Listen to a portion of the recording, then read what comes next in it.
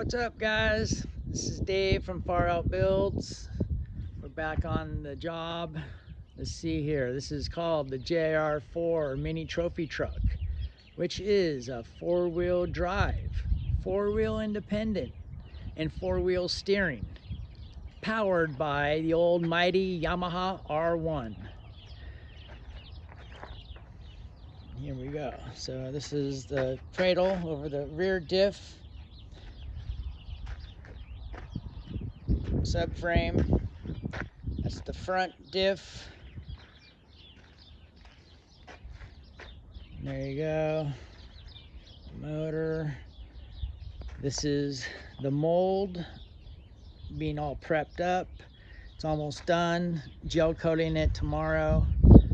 And then we'll be prepping it for this following week to be able to pop off carbon fiber bodies, which will be in black and silver, blue, red, green, and Kevlar.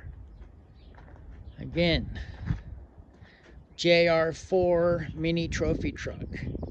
Slightly different than the JR2.